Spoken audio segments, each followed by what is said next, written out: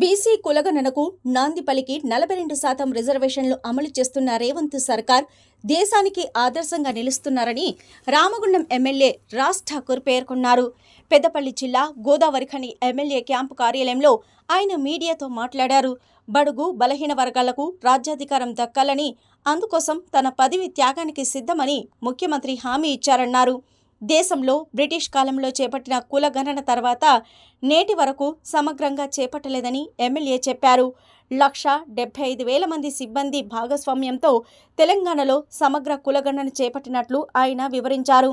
BC కులగణనపై మంత్రుల committee వేసి అభిప్రాయాలను సీఎం సేకరించాలన్నారు. దేశవ్యాప్త కులగణనకు సీఎం రేవంత్ రెడ్డి ఢిల్లీ జంతర్ మంతర్ వద్ద దీక్ష నిర్వహించినట్లు ఆయన గుర్తు చేశారు.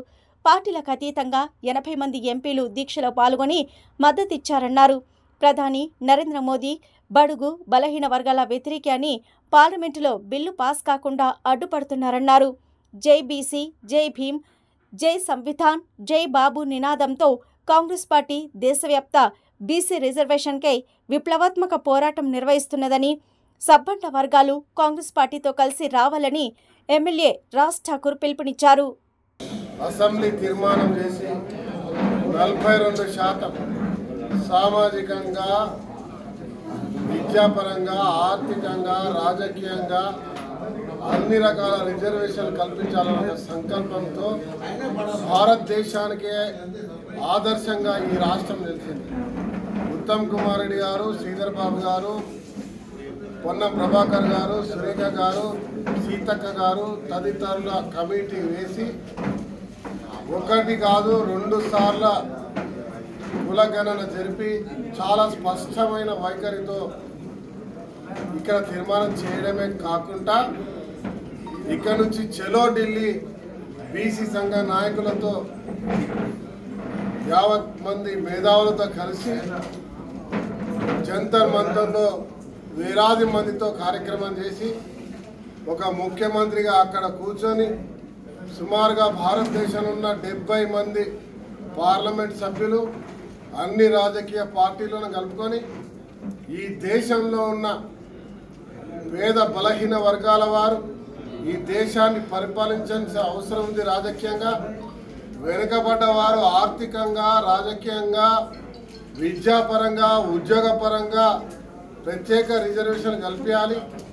వాళ్ళకి ఉన్నతమైన స్థానం రావాలి. అవసరం అనుకుంటే నేను త్యాగం చేయడానికి సిద్ధం. ఇలా భారతదేశం అంతా తెలంగాణ వైపు చూస్తుంది.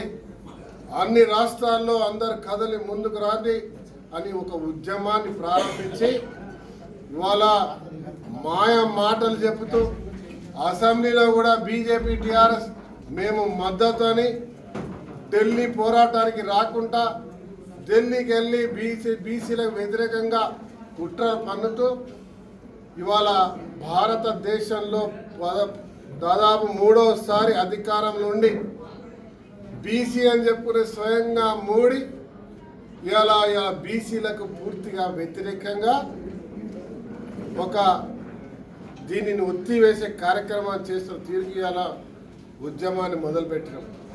గౌరవ రాహుల్ గాంధీ గారిని, సోనియా గాంధీ గారిని, కాంగ్రెస్ పార్టీ నాయకులను, ఇతర పార్టీ నాయకులను దేశం వ్యాప్తంగా ఉద్యమం చేయడానికి రేవంత్ రెడ్డి గారి నాయకత్వంలో ముందుకు పోతా ఉన్నాం. మీ ద్వారా ఈ జిల్లా కాదు రాష్ట్రంలో ఉన్న ప్రతి ఒక్క బీసీ నాయకుడిని, ప్రత్యేకంగా రామగుండం నియోజకవర్గంలో ఉన్న బీసీ బలహీనులు, మరి అలా వర్గీకరణ పూర్తి చేసినటువంటి బహుజనులను కలిసి రండి, కలిసి పోదాం.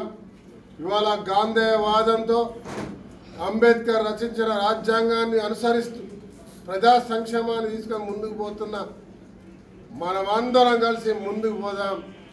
ఇవాళ మనకు వ్యతిరేకంగా వస్తున్న దొరలు ఏదైతే కేసీఆర్ పార్టీ టీఆర్ఎస్ బీఆర్ఎస్గా మారిందో వారిని బీజేపీ వారు ఈ దేశంలో మత కల్లోలాలు సృష్టిస్తూ ఈ దేశాన్ని ప్రైవేటు పరుని చేయడానికి బ్రిటిషులను మర్పించే విధంగా బలహీనం అణగదొక్కే కార్యక్రమంలో మరి ఏ రోజైతే స్వతంత్రం కొరకు అందరం కలిసి పోరాటం చేసినామో ఇలా బలహీనుల గురించి పోరాటం కాంగ్రెస్ పార్టీ మొదలుపెట్టింది మన హక్కులను సాధించే వరకు పోరాటానికి సిద్ధంగానని మీ ద్వారా పిలుపు.